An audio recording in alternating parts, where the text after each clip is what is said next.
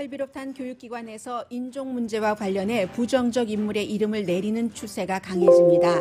워싱턴 앤 리 유니버시티 교수들은 로버트 리 장군의 이름을 빼기로 결정했습니다. 토마스 제퍼슨 대통령의 6대 손이 제퍼슨 기념관을 업데이한다는 기고문을 썼습니다. 노예 사이에 적어도 6명의 자녀를 두고도 숨질 때 노예를 판 제퍼슨보다는 노예였지만 도망쳐서 다른 노예들도 구한 아프리칸 아메리칸 여성의 기념관을 세울 시대라는 게 그의 주장입니다. 트럼프 대통령은 이번 선거에서도 인종 카드를 쓰고 있지만 이번엔 잘 통하지 않고 있습니다. 백인들이 자신들의 자녀를 생각하면서 변화하고 있고 린지 그레이엄을 포함한 공화당 상원 의원들도 대통령의 인종 카드에 대해 공개적으로 반대하기 시작합니다. 이민세 관국이 온라인 수업을 듣는 유학생은 귀국하거나 아니면 추방될 수 있다고 밝혔습니다. 하버드 등 미국 대학에는 한국인을 포함해 약 100만 명의 유학생이 재학하고 하버드 대학은 올가을 모든 과목을 온라인 강좌로 돌렸습니다. 월스트리트이 더 이상 트럼프 대통령의 재선 성공을 예상하지 않습니다. 바이든 시대를 이미 월스트리트는 대비하고 있습니다. 스몰 비즈니스 융자인 PPP 프로그램의 큰 돈은 트럼프 대통령 사위와 측근, 오바마 전 대통령 아래 일했던 사람, 연방과 주정부 차원의 정치인 측근들이 받아갔습니다. 팍스 뉴스가 지난해 감옥에서 숨진 채 발견된 제프리 앱스틴 여자친구 체포 사건을 보도하면서 쓴 사진에서 트럼프 대통령만 도려냈습니다. 제프리 앱스틴 커플과 트럼프 대통령 커플이 함께 찍은 사진인데 비난이 거세지자 팍스가 사과했습니다.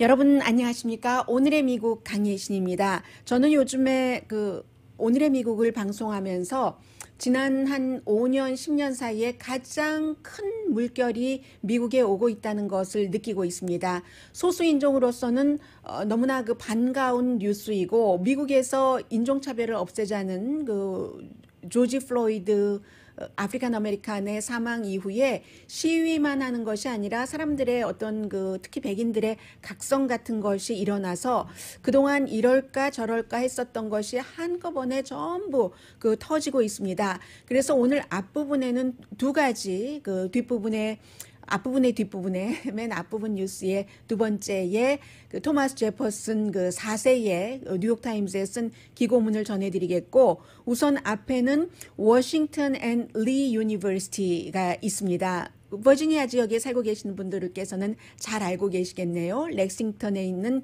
이 대학교가 1749년도에 설립돼서 미국에서 고등교육기관 가운데는 9번째 역사가 그렇게 긴 곳입니다. 그리고 이제 이 대학교가 1749년도에 설립이 됐고 워싱턴 앤 리이기 때문에 조지 워싱턴과 로버트 리 장군의 이름을 그대로 이제 딴 것이죠. 해서 이제 1870년도에 이 로버트 리 장군이 남부 연합군을 이끌었던 이 장군이 숨지고 나서 그의 이름을 붙였습니다. 애드한 겁니다. 그래서 워싱턴 앤 리 유니버시티가 됐고 그런데 그리고 이 대학교의 총장도 지냈습니다. 남북전쟁이 끝난 뒤에 로버트 리 장군이. 그런데도 이제 150년 정도의 세월이 흘렀습니다. 이 이름을 내리겠다고 우선 대학교의 학생들이 지난주에 전부 학생회에서 페티션을 받아서 교수들에게 요청을 했고 교수들이 200명 넘는 사람들이 그 청원서에 또 서명을 해서 어제 투표를 했더니 로버트 리 장군의 이름을 내려야 된다는 교수가 188명, 내리면 안 된다 하는 교수가 51명밖에 되지 않았습니다. 그리고 워싱턴의 이름도 내려야 된다는 것도 투표에 붙여졌는데 그것은 통과되지 않았고 이 결과 자체는 이제 또 학교의 이사회의에서 최종적인 결론을 내리겠지만 중요한 것은 대학교가 총장까지 지냈는데 로버트 리 장군의 이름을 내리겠다고 학생 교수들이 전부 결정을 해렸다는 이게 이제 지금의 시대 정신이라는 얘기인데 워싱턴 특히 이제 버지니아 이쪽 그 남북 전쟁이 있었고 마지막에 이제 어떠한 그 결단을 내려야 되고 했었던 때 중요한 역할을 했었던 그쪽 지역에서는 꼭 대학교뿐만이 아니라 뭐 길 이름이라든가 아니면 고등학교, 중학교에도 로버트 리 장군의 이름이 있다던가 아니면 무슨 뭐 마스코트가 그 인디안들의 마스코트가 있다던가 남부 연합기를 상징한다던가 이런 것들이 없어져야 된다는 것이 굉장히 지금 물론 역사는 역사인데라고 생각하시는 분들도 계시지만 그것보다 훨씬 많은 사람들이 그런 역사를 계속 보면서 예를 들어서 아프리칸 아메리칸들은 그런 학교에 들어가고 싶지도 않고 잘 받아줄 것 같지도 않고 하는 생각을 하고 또 화이트나 화이트 커뮤니티에서는 이게 이제 학자들이 하는 얘기입니다. 이 흑백 분리가 당연한 것처럼 잠재의식 속에 계속 심어진다는 겁니다. 그래서 이 순간은 그 같은 그 양쪽의 잠재의식을 끊어버릴 때다. 역사와의 단절을 해야 될 때다 하는 것이 지금 굉장히 중요하고요. 이것은 상징적으로만 중요한 것이 아니라 트럼프 대통령은 그것을 지켜야 되고 보존해야 된다는 것으로 11월 달 대선 캠페인을 하고 있기 때문에 두 가지에서 소수인종으로서는 더 중요하다고도 볼 수 있는 것이고요. 그리고 오늘 여러분들께서 뉴욕타임즈를 신문으로 받아보시는 분들이라면 꼭 이 기고문을 읽어주시면 좋겠습니다. 별로 어렵지도 않아요.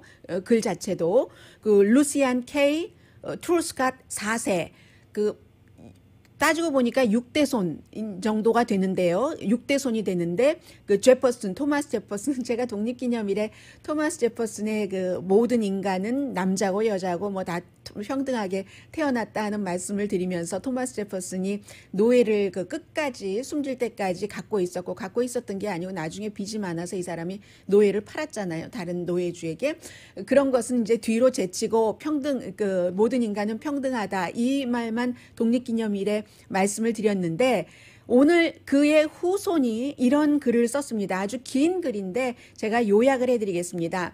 본인은 어렸을 때 스미소니안 박물관을 자주 갔고요. 스미소니안 박물관을 가면서 그 포토맥 강가 싹 이제 거리가 얼마 멀지 않은 제퍼슨 메모리얼 기념관에는 가지 않았다라고 얘기를 하고 있습니다. 갈 필요가 없는 게 다시 또 이제 그쪽에 이제 제퍼슨 그 생가가 있잖아요. 그 몬티첼로가 있기 때문에 그 제퍼슨 생가에 가면은 제퍼슨이 자신의 조상이 어떻게 지냈고 그 농장에서 노예들이 어떻게 일을 했고 그 노예들이 만들어 놓은 가구 같은 것들이 다 보존이 돼 있기 때문에 그것보다 더 좋은 그 역사가 없고 자신과 자신의 브라더는 그곳에 가서 뛰어놀았지 뭐 어른들을 졸라서 스미소니안 박물관에 데려가 주세요. 이 사람 저널리스트예요. 요즘에는 진보적이죠. 살롱에 글을 많이 쓰고 있습니다. 그랬지 스미소니안에 가면서도 제퍼슨 기념관에 갈 필요가 없다는 겁니다. 19피트 높이의 그 동상보다는 바로 제퍼슨의 생가에서 훨씬 많은 것을 본인은 배울 수 있었기 때문에 이렇게 얘기를 하면서 토마스 제퍼슨은 평생에 600명 이상의 노예를 갖고 있었고 그리고 적어도 이건 잘 알려진 모두 다 알고 있는 사실이잖아요. 많은 분들께서 셀리 해밍스라는 여자 노예와의 사이에서 적어도 6명의 자녀를 낳은 사람이다. 그런데 이 후손이 얘기를 하는 거예요. 독립기념문에 All men are created equal. 모든 인간은 다 동등하게 태어났다라고 했는데 never come true. 지금까지도 미국은 그렇게 하는 곳으로 나아가는 국가이지 그것이 완전하지 않다라고 얘기를 하면서 토마스 제퍼슨이 숨질 때 노예를 풀어준 사람은 본인과 아이를 낳았던 바로 셀리 해밍스의 그 가족들 정도를 풀어줬을까? 다 팔아서 빚을 갚았다. 이런 얘기를 하면서요. 그리고도 이제 그 이후에도 또 다른 토마스 제퍼슨의 후손도 이런 노예제를 킵하기를 원했던 사람도 있고 쭉 하면서 이렇게 세월이 많이 흐르니까 이 같은 그 후손도 6 제너레이션에 대해서는 본인이 슬레이브 오너의 6th generation great grandson이다 라고 얘기를 하면서 이 같은 생각을 하는 겁니다. 그리고 자신에게는 커슨이 있는데 그 커슨이 누구냐면은 흑인 노예였던 셀리 허밍스와 그 토마스 제퍼슨 사이에서 낳은, 그래서 이제 그런 말하자면 슬레이브라는 것 자체가 사람을 소유하고 있다는 것을 얘기를 하면서 그런 그 노예제가 계속 이어지고 있다면 나도 나의 커슨을 소유를 해야지 되는 것이 아니냐. 그것을 이제 받아들일 수 없는 마이 패밀리가 또 다른 나의 패밀리를 소유하는 물건처럼 노예처럼 소유해야지 되는 그 개념이 2020년에 어떻게 있을 수가 있는가라고 얘기하면서 미국의 이 역사는 정말 치욕적이고 잘못된 역사다. 그런데 왜 내가 제퍼슨 메모리얼을 방문을 하고 제퍼슨 메모리얼을 킵해야지 되는가라고 얘기하면서 이 몬티첼로 제퍼슨의 생가에서 얼마나 많은 것을 배울 수 있는가. 셀리 해밍스의 베드룸도 그곳에 있고 셀리의 브라더인 존 해밍스가 아주 정교하게 만든 가구들도 그대로 케빈들 그들이 살았던 것도 그대로 보여주고 있어서 어떻게 일을 하고 어떻게 정말 살았는지 노예들이 그 자체가 기념관이지 19피트짜리의 동상에서 무엇을 배우겠는가라고 얘기를 하면서 나의 선조인 토마스 제퍼슨은 지금 시대에서 보면은 윤리적으로 완전히 망가진 것이고 불완전한 남자고 6명이나 노예와 아이를 낳았으니까요. 정말 오점이 많은 이 나라의 파운더다라고 얘기를 하기도 하고요. 완전하지 않다는 얘기를 계속 합니다. 오래전에 이 제퍼슨 기념관과 같은 기념관은 없어졌어야지 됐다. 그런 것을 만든 사람들이 거의 백인이죠. 백인의 뜻이 있지 않겠느냐. 이런 얘기요. 하면서 이제 그보다는 해리엇 텁만이라는 흑인 여성 동상을 구태여 세워야지 된다면 그 여성의 동상을 세워야지 된다라고 얘기를 합니다. 이 여성은 노예였는데 도망을 쳤고요. 토마스 제퍼슨에게 도망친 것은 아니고요. 도망을 쳤고 도망을 쳐서 다시 도망 나온 곳으로 간 유일한 이유가 여전히 노예로 있는 자신들의 가족을 구하기 위해서. 그래서 이제 몇십 명을 구해서 또 탈출하고 비밀리에 탈출을 하고 하다가 남북전쟁이 일어났을 때는 처음에는 이제 널싱을 하고 음식도 만들고 하다가 본인이 스파이도 하고요. 또 여성인데도 직접 군사적인 이런 것도 하고 700명의 노예를 해방시키고 저는 가장 기쁜 일 가운데 하나가 나중에 이 해리엇 털먼이 집도 사고 해서 살았거든요. 그런데도 노예로 있었을 때 그 백인 노예주가 하루는 너무너무 화가 나가지고 뭔가 이제 금속을 던졌는데 이분께 던진 게 아니에요. 이 해리엇 텁먼에게 던진 게 아니라 다른 노예에게 던졌는데 그만 머리에 맞아가지고 평생 그냥 늘 잠을 자도 잠이 또 오고 하는 그러한 것과 두통과 온갖 병을 다 겪고 살았는데 이 같은 해리엇 텁먼처럼 본인의 생명의 위협을 무릅쓰고 모든 일을 해서 많은 노예들을 구한 노예 해방주의자, 노예 폐지론자죠. 노예 폐지 액티비스트라고 부르면 되겠습니다. 이런 사람들의 동상을 세워야 된다. 그 사람은 노예이기도 했지만 역시 동시에 애국자이기도 한 것이다. 미국 사람들은 이러한 방향으로 나가야지 노예를 가졌고 노예와 아이를 낳았고 끝까지 노예를 해방시켜주지 않은 우리의 선조, 나의 선조 토마스 제퍼슨의 기념관과 그의 동상을 보면서 배울 것이 없다 하는 게 이 토마스 제퍼슨의 6대 그랜선 루시안 K 트루스캇 4세가 오늘 뉴욕타임즈에 보낸 기고문의 글입니다.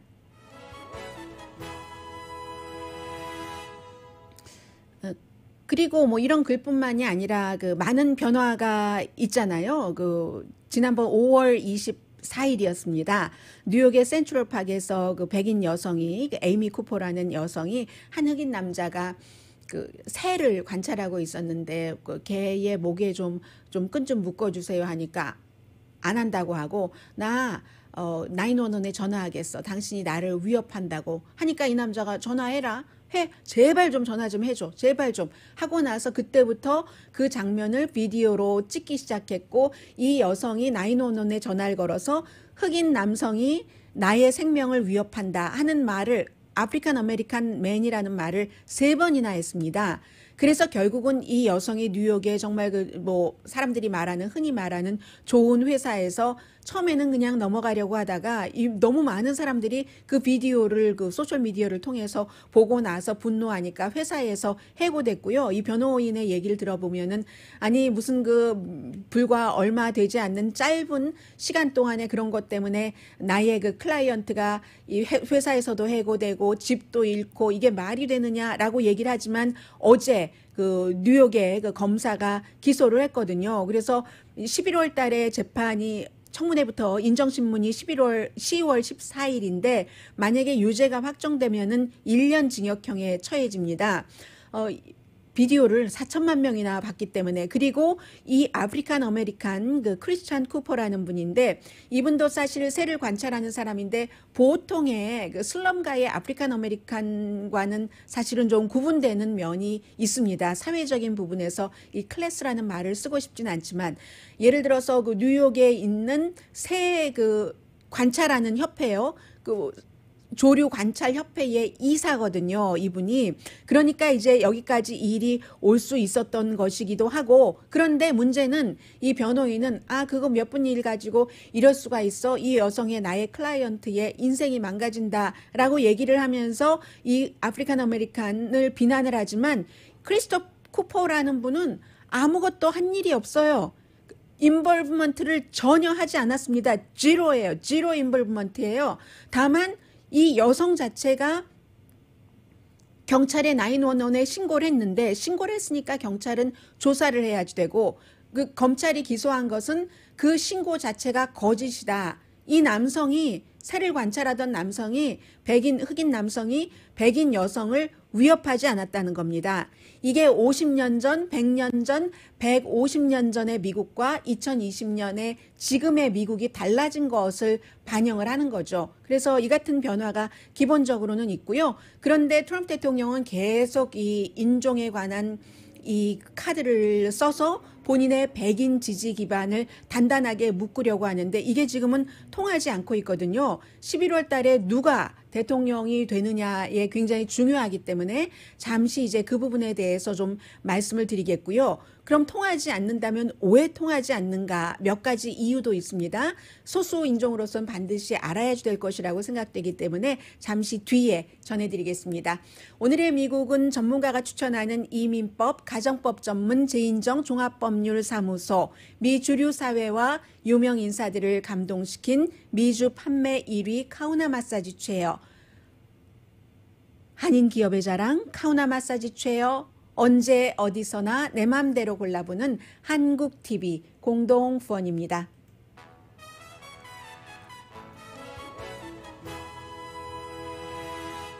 라디오 서울 방송 오늘의 미국 듣고 계십니다. 네, 좀 전에 말씀드렸었던 이제 그 인종에 관한 그 부분은 그 대학교에서 특히 그 아프리칸 아메리칸과 연관이 된 것이고 또 뭐 요즘은 그 인디안 아메리칸과 연관된 것도 굉장히 많은데 트럼프 대통령은 어제도 그제도 지난 한 2주일 동안에 거의 날마다 인종에 관해서 트윗을 했습니다.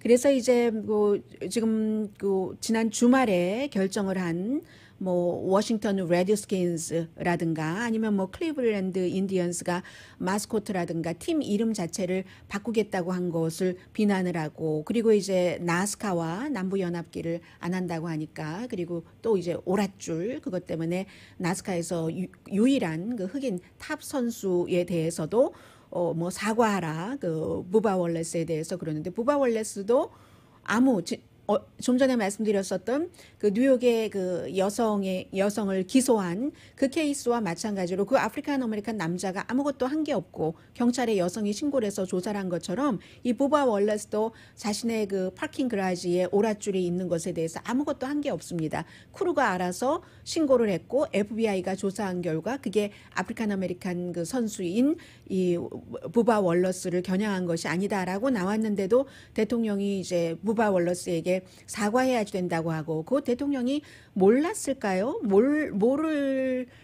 모를 확률이 거의 없을 것 같은데요. 그리고 그렇게 나스카도 남부연합기 같은 것을 사용하지 금지를 시켰기 때문에 시청률이 내려갔다라고 했는데 며칠 전에 경주요. 근데 며칠 전에 경주가 시청률이 113%가 올라갔습니다. 팍스 스포츠 보도를 보고 저도 정확하게 수치를 알았어요. 어제는 제가 수치를 정확하게 몰라서 말씀을 못 드렸습니다만은 대통령은 지금 이런 식으로 하고 있는 것이 마스코트는 굉장히 그 강함의 심볼이다라고 얘기를 하고 있고요. 이게 이제 전부 그 백인들을 결집시키기 위한 선거 유세인데 이게 통하지 않고 있습니다. 이참에 정정해야 되겠네요. 어제 제가 나치와 비교를 하면서 보스를 말씀드렸는데 그 보스와 스피커 보스는 다르다라고 청취자분께서 말씀을 해주셔서 보니까 정말 달라요. 저희 집에 보스 스피커도 없고 보스 옷도 제가 없어서 근데 보스가 이렇게 그 로고가 예쁜데도 혼돈을 했습니다. 그 말씀 드리고요. 옷 보스는 나치의 유니폼을 만든 보스는 BOSS고 스피커 보스는 BOS이고요. 그래서 아무튼 대통령은 인디안 아메리칸이나 아프리칸 아메리칸에 대해서 이 같은 그 계속 그 뭔가 그 현상을 유지를 해야 된다라고 얘기를 하고 심지어는 지금 국방부의 관리들은 국방부의 모든 육해공군 해병대 기지라던가 또 그 관련 여러 가지의 남부연합군 장군의 이름이 들어가 있다던가 하면 그것을 전부 내리는 안을 진지하게 검토 중이거든요.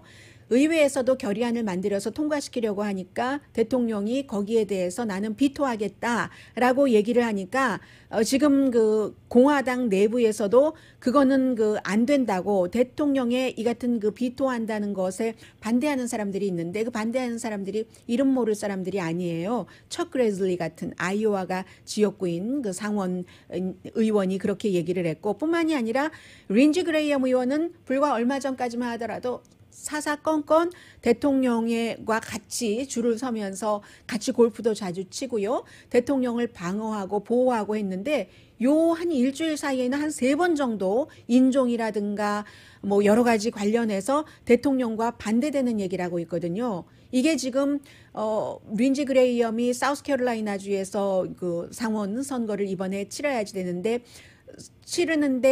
뭐 쿡 리포트라든가 뭐 아니면 뭐 리얼 클리어 팔러틱스라든가 이런 전문적인 매체에서 아직까지는 린지 그레이엄이 이길 것이다라고 보고는 있는데 지금 4개월이나 남았기 때문에 단단한 게 아닙니다. 더군다나 민주당 도전자가 1, 4분기에는 린지 그레이엄보다 선거기금을 2배나 많이 모았거든요. 물론 아직까지 그 돈 갖고 있는 것은 린지 그레이엄이 많지만 이렇게 조금 수세를 몰리면서 대통령과 거리 두기를 하는 공화당들이 생기는 겁니다. 그러면 사실은 그 인종 카드라는 것은 공화당에게 현대 역사에 있어서 가장 잘 적용되는 뭐 공화당 민주당을 그 다 포함을 해서 정치 전략으로는 최고의 전략이 서든 전략이라고도 부르고 있는데요. 그 백인들을 분노하게 하고 좀 뭔가 아무튼 좀 이건 뭐지 하고 경각심을 불러일으키는 그런 것들이 굉장히 잘 통했습니다. 뭐 인종 이슈라고 통틀어서 얘기를 하고 있습니다만 서든 그 전략이라고 저는 부르겠습니다. 현대사에서는 리처드 닉슨 때부터 시작을 했고 그런 것들이 이제 또 대표적으로 로우 앤 오더 법과 질서와 이렇게 연결이 돼서 흑인과 뭐 백인과의 사이에 여러 가지 법 집행할 때 등등 하고 로널드 레이건도 그 마찬가지였어요. 로널드 레이건도 그 당시에 미시시피에서 그 KKK단 무슨 살해 사건이 있었을 때 주가 알아서 할 일이다. 뭐 이런 식의 얘기를 했었고 아버지 부시 대통령도 마찬가지로 유명한 그 광고를 88년도죠. 88년도에 그 마이클 두카키스와 선거를 할 때 그 유명한 그 광고가 있었는데 지금도 그 광고를 보면은 뭔가 연상되는 부분이 있긴 합니다. 아프리칸 아메리칸이 그 백인 여성을 살해하고 그 여성과 같이 있던 남자도 이제 상해를 입혔어요. 근데 그 남성이 매사추세츠 주법으로 감옥에 있다가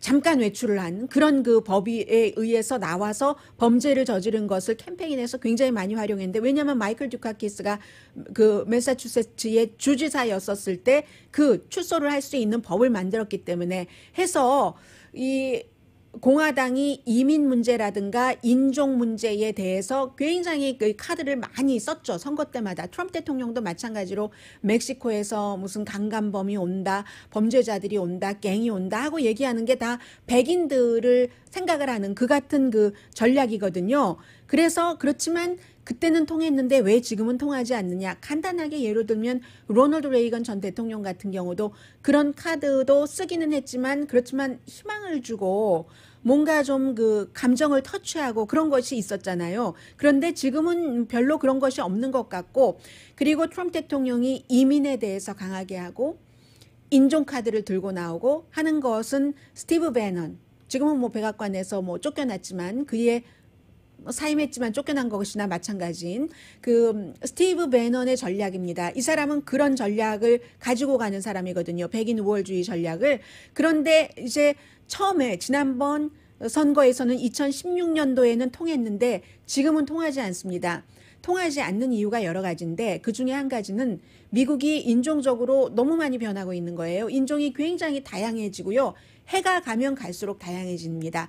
그래서 2016년도에 트럼프 대통령이 선출됐었을 때와 2018년도 2년 뒤에 중간 선거를 치렀을 때의 반응은 굉장히 달랐던 것이고, 2018년과 2019년에는 또 달라졌고, 그리고 미국에서 35살 미만은 언제나 그랬지만 요즘은 더 리버럴하게 변하고 있거든요. 대통령이 당선됐던 뭐 거의 4년 전과 지금은 너무나 많이 달라져 있다는, 그래서 이 서든 전략이 잘 그 발휘를 못하는 겁니다. 역사적으로는 이 백인들은 뭔가 시스템적으로 내가 불편함을 당한다는 것은 전혀 생각하지 않았죠. 그런데 지금은 트럼프 대통령 들어와서 4년이 지나면서 미국이 너무나 분열된 것은 사실이잖아요. 오늘의 미국을 듣고 계신 분들 가운데서도 상당수의 분들은 그 트럼프 대통령에 대해서 제가 지금 사실을 말씀을 드리는데 그 사실이 트럼프 대통령에게 좋지 않다고 생각이 들면은 CNN 방송 보도야 이렇게 말씀을 하시거든요. 제가 한 4번쯤은 말씀드리는 것 같네요. 저는 의도적으로 CNN을 그대로 인용을 해서 보도를 하지 않습니다. 그리고 제가 아침에 방송을 준비를 할 때는 너무 급박하게 준비를 하고 있기 때문에 CNN도 틀어놓고 팍스도 틀어놓지만 둘 중에 하나를 선택해서 봐야지 될 때 저는 팍스 앤 프렌즈를 봅니다. 왜냐하면 대통령이 보는 방송이기 때문에, 그리고 CNN에서 무슨 말을 하는지를 훤히 알기 때문에 구태여 인용을 해야지 되면은 CNN보다는 조금 더 딥한, CNN은 방송이니까요. 24시간 케이블 채널이니까 조금 더 딥한 심층 취재를 하는 그런 매체를 많이 인용을 합니다.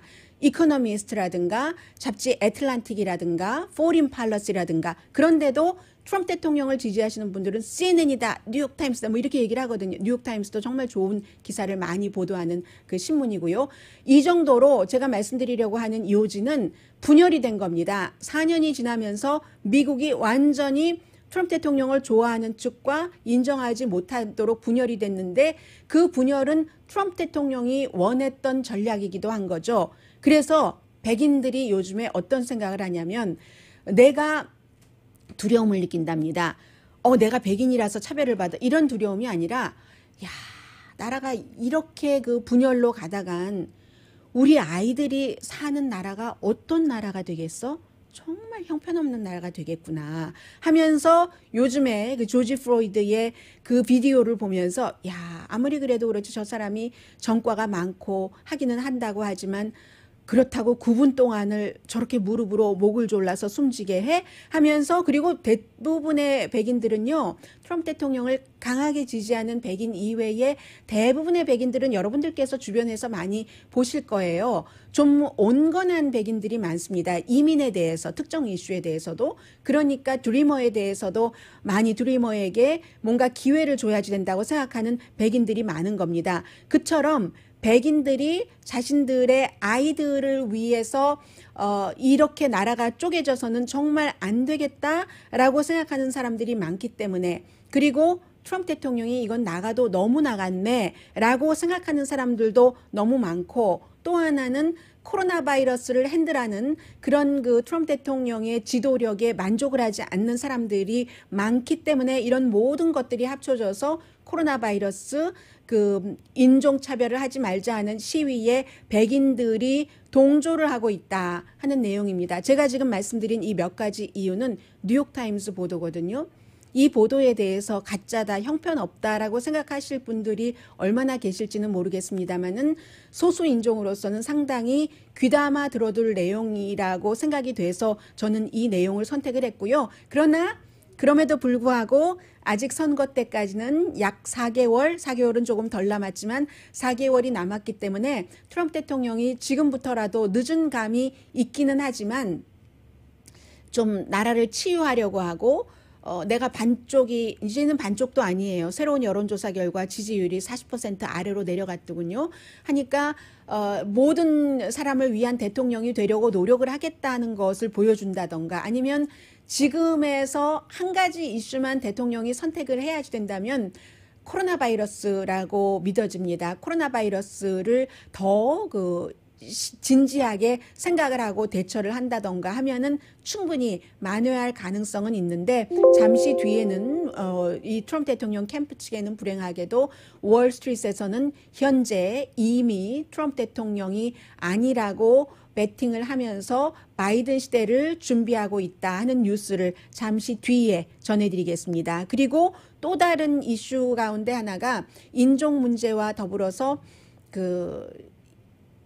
유학생들을 온라인으로만 공부하는 유학생들은 추방할 수 있다 하는 거. 이것은 본인들이 온라인으로 공부하고 싶어서 공부하는 게 아니죠. 학교가 다 기숙사는 문을 열어도 온라인으로 공부를 하기 때문에 이것도 이민과 사실은 연관되는 거거든요. 잠시 뒤에 전해드리겠습니다. 라디오 서울 방송 오늘의 미국 듣고 계십니다. 네, 여러분들이 계시니까 좋으네요. 정말. 네, 그렇죠. 인디안 이렇게 생각하고 아메리칸 생각해서 인디안 아메리칸 무의식 중에 자주 말씀드렸던 것 같아요. 네이티브 아메리칸과 아프리칸 아메리칸, 코리안 아메리칸 다 소수 인종 예, 속합니다.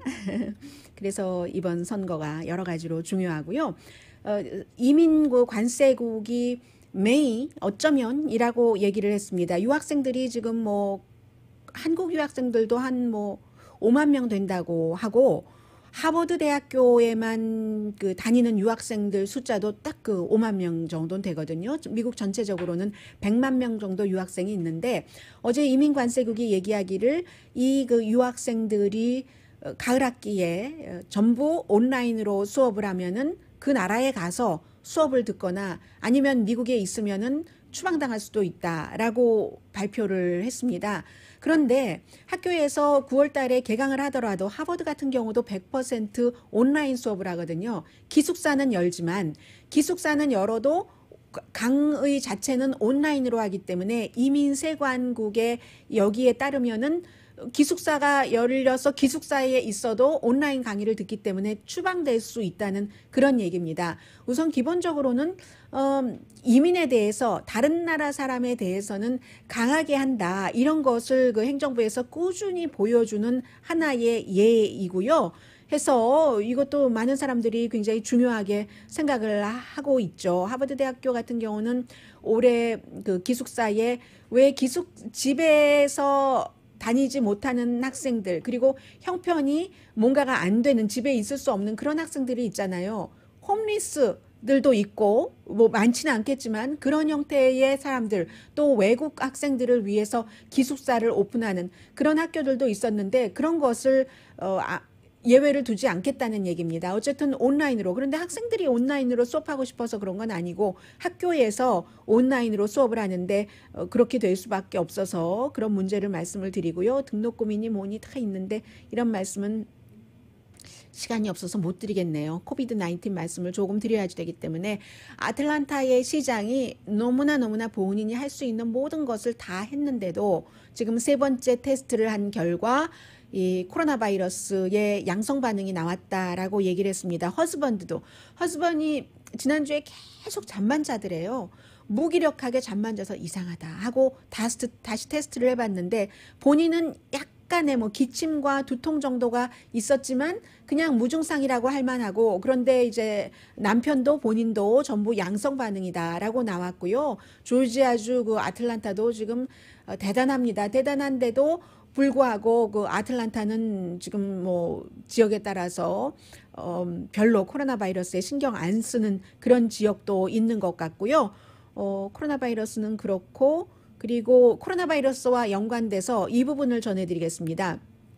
캘리포니아주를 보면은 게빈 뉴섬 주지사가 뭐 슈퍼바이저, 시장, 뭐 주지사 되기 전에 사업도 했어요. 와이너리 사업을 해서 지금도 주지사가 되면서 물론 본인이 관리를 하고 있지는 않지만 전부 그 블라인드 트러스트에 넣기는 했지만 그랬지만 그 관리하고 있는 곳이 있거든요. 게빈 뉴섬도 그 파트너가 이번에 PPP 프로그램에 의해서 이 스몰 비즈니스 뭐 몇십만 달러를 받았다고 하고요. 정확한 액수가 나오진 않습니다. 그동안 재무부에 사람들이 공개해라 했는데 트럼프 행정부가 공개를 하지 않았어요. 그러다가 어제 15만 달러 이상을 그 용자 지원을 받은 그 명단은 공개를 했거든요. 그 명단에 보니까 정말 가관이라는 말이 절로 나올 정도였습니다.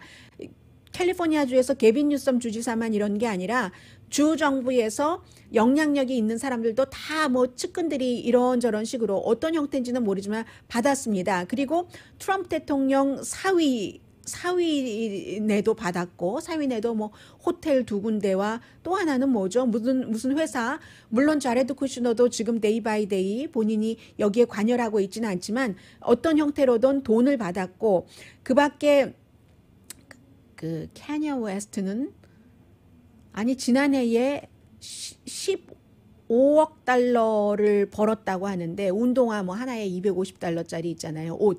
그런데도 뭐 여기서 또 융자를 받았다고 하네요. 한 200만 달러에서 500만 달러, 정확한 숫자가 나오지 않아서 그리고요. 그리고는 이제 전에 오바마 행정부에서 일했다가 어떠한 그 뭐 로비 회사라든가 아니면 컨설팅 회사를 주로 많이 하죠. 예를 들면 매들린 올브라이트 전 국무장관이 뭔가가 만들었던 그런 그 컨설팅 회사라든가 뭐 국제 관계를 점검해 준다는, 그리고 또 다른 오바마 행정부에서 일하다가 이 같은 컨설팅 회사라든가 이런 곳을 만든 곳도 이번에 받았고요. 데빈 누네스도 받았네요. 데빈 누네스도 와이너리 갖고 있어요. 이 게빈 뉴섬 주지사뿐만이 아니라 데빈 누네스 와이너리도 많이 받았네요. 오히려 게빈 뉴섬 파트너가 하는 것보다 거기는 뭐 10만 단인데 몇십만 단인데 여기는 100만 달러에서 200만 달러 정도는 PPP 론을 받았고요. 데빈 누네스가 탄핵할 때 대통령 탄핵 반대하는데 굉장히 앞장섰었던 그 공화당 그 정보위원장이었고요. 당시에 그 밖에 워싱턴에 로비 활동을 하고 있는 수많은 사람들이 받았고, 트럼프 대통령 측근들은 굉장히 많이 받았어요. 팍스의 터커 칼슨 있죠. 터커 칼슨이 얼마 전에 지분을 6월 10일에 팔았다고는 하는데, 데일리 컬러가 그 인터넷 웹사이트 중에서 가장 좀 그 보수적인 웹사이트잖아요. 데일리 컬러를 터커 칼슨이 처음에 같이 만들고 지분을 계속 갖고 있다가 6월 10일에 팔았는데, 이 터커 칼슨도 100만 달러 PPP로 받았고요. 6월 10일 전에 어플라이 하지 않았을까요?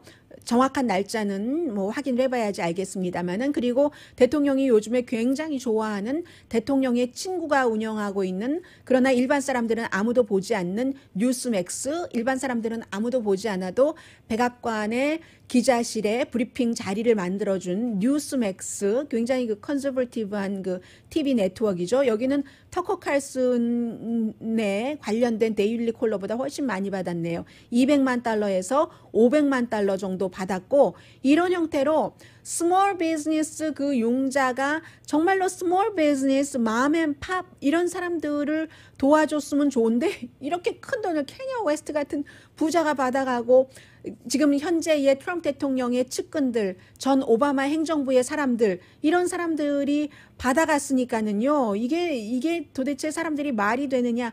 이것도 공개하지 않으려다가 억지로 그 공개를 한 것이고요. 그래서 스토리가 그 안에는 많습니다. 그러나 제가 라디오 방송이기 때문에 이 정도만 말씀을 드리고요. 월스트리트에서는 왜 그 내용이 없죠? 제가 이 메모를 해오지 않은 것 같은데, 지금 월스트리트에서는 트럼프 대통령의 재선을 거의 믿지 않는다는 얘기입니다. 해서 예를 들어서 뭐 CNBC에서 조사를 한다던가 아니면 다른 매체에서 월스트리트의 전문가를 그 대상으로 쭉 그 조사를 해보면 이미 조 바이든 쪽으로 기울어서, 제가 그 내용을 잠시 뒤에 수치를 찾아보고 말씀을 좀 드리는 게 낫겠습니다. 잠시 뒤에 광고 들으시고 나서 전해드리겠습니다. 라디오 서울 방송 오늘의 미국 듣고 계십니다. 네, 플로리다주의 주지사가 이제 완전히 그 플로리다주의 코로나 바이러스 사태가 정말 컨트롤하기 힘든 상태라는 것을 고백을 하는 그 같은 그 기자회견을 하고 있습니다. 그래서 빨리 열었었던 주에서 다시 그 경제적인 문을 지금 닫기도 하고, 이런저런 이유로 월스트리트에서 트럼프 대통령에 대해서 12월 달에는 70%가 지난해 12월 달에요. 코로나 바이러스 이전입니다. 그리고 인종차별 금지라는 시위 이전에는 70%가 뭐 펀드 매니저라든가 이런 사람들이 트럼프 대통령의 승리를 확신을 했는데, 지금은 불과 몇 개월 사이에 62%가 조 바이든이 승리할 것이라고 확신을 한답니다. 그래서 뭐 여러 군데 시리그룹에서 140명의 펀드 매니저를 에게 조사를 해서 발표한 그런 내용이 그렇고요. 그리고 뿐만이 아니라 지금 시리그룹뿐만이 아니라 다른 그 비슷한 그룹에서도 쭉 조사를 해보면 영국의 이코노미스트가 먼저 가고 미국 매체가 그 뒤를 따라가는 것 같습니다. 지금 뭐 꼭 이코노미스트를 따라한다는 게 아니라 그 시차 자체가. 그래서 대통령뿐만이 아니라 상원과 뭐 하원은 지금 장악하고 있으니까는요. 그 상원까지도, 상원, 하원, 대통령이 이번에는 전부 민주당에서 나올 수 있다. 굉장히 건전한 것은 아니에요. 그러한 상태가, 미국이 항상 체크 앤 밸런스라고 하더니 이젠 체크 앤 밸런스가 다 깨져서 어떤 분들은 한 번 정도는 그렇게 해야지 또 트럼프 대통령이 이렇게 흐트러 놓은 것을 다시 모을 수도 있다라고 생각하시는 분도 계시고, 그건 너무 위험하다라고 생각하시는 분도 계시지만, 지금 월스트리트에서도 이미 이런 형태의 바이든의 승리는 확신을 하는 것 같고, 상원까지도 그 장악을 할 수도 있다. 민주당이 그렇게 보고 있는 것 같습니다. 그리고 또 하나, 이 내용부터 전해드려야 되겠네요. 더 중요한 것도 있지만 헤드라인에 들어있어서요. 왜 제프리 앱스틴의 여자친구면서 항상 어린 소녀들을 이제 제프리 앱스틴에게 소개를 해서 영향력 있는 남자에게 소개를 하고 같이 앱스틴의 섬에도 가고 했었다는, 영국의 뭐 앤드류 왕자를 포함해서 빌 클린턴 그리고 도널드 트럼프 대통령도 포함이 되어 있습니다. 더군다나 제프리 앱스틴이 정말 돈이 많은 사람들의 여러 가지 자문을, 빅토리아 시크릿이라든가 아니면 투자라든가 이런 것을 했었기 때문에 안 걸린 사람이 없어요. 거기에 예전에 마이클 잭슨도 제프리 앱스틴과 연관이 있었고, 투자, 돈 관련해서 오프라 윈프리도 마찬가지고요. 민주공화 속하지 않은 사람이 없습니다. 트럼프 대통령은 깊죠. 왜냐하면 하나의 집을 놓고 제프리 앱스틴과 트럼프 대통령이 팔고 사고 하는 과정에서 나중에 틀어지기도 했고, 트럼프 대통령이 첫 번째인가 두 번째인가 이혼하고 나서 그 싱글이었을 때 집에 이 제프리 앱스틴을 초대를 해서 제프리 앱스틴이 저쪽 들어오는데 웃고 깔깔거리고 하는 그런 사진들, 그리고 제프리 앱스틴의 이 여자친구와 지난주에 체포됐죠. 체포된 그 맥스웰이라는 여자친구와 이 멜라니아 트럼프, 그때는 결혼을 하지 않았을 때였을 겁니다. 걸프렌드, 보이프렌드였을 때 트럼프 대통령이 그랬을 때 같이 찍은 사진, 이런 것들이 많이 나오면서 이 제프리 앱스틴이 지난해에 그러한 문제로 감옥에 갇혔는데 결국은 자살을 했다 이렇게 나왔고, 그 자살이 아니라고 믿는 사람들도 굉장히 많은데, 그의 여자친구면서 소녀들을 이렇게 모았던 여성이 체포됐기 때문에 이제 누구 봐라 하는데, 막상 팍스에서는요, 트럼프 대통령은 그 사진에서 싹 뺐습니다. 도려냈습니다. 그래서 사람들이 가만히 있지 않았어요. 그랬더니 팍스가 사과하면서, 뭐 정확하게 사과라고 말하긴 그렇지만, 우리가 실수로 그 사진에서 트럼프 대통령을 빼냈다, 도려낸 것이거든요. 멜라니아 트럼프는 있었어요, 또 그 사진에. 그게 더 좀 이상해 보이기도 했는데 그런 일이 아무튼 있었습니다. 그래서 제프리 앱스틴 여자친구가 체포된 것은 공화, 민주, 트럼프 대통령, 빌 클린턴 전 대통령 모두에게 위험한 스토리다 전합니다. 오늘의 미국은 전문가가 추천하는 이민법, 가정법 전문 제인정 종합법률사무소, 유명 인사들과 미국 주류사회, 그리고 유명 인사들을 감동시킨 미주 판매 1위 카후나 마사지 체어, 한인 기업의 자랑 카후나 마사지 체어, 언제 어디서나 내 맘대로 골라보는 한국TV 공동폰이었습니다. 10시에 좋은 아침, 좋은 하루 방송됩니다. 정말 스토리들이 너무 많아서 트럼프 대통령 조카의 책은 예정했던 것보다 2주일 빨리 나온다고 하는데, 그 책을 벌써 트럼프 대통령이 입수했다고 하네요. 무시무시한 책이라고 하는데. 강희신이었습니다.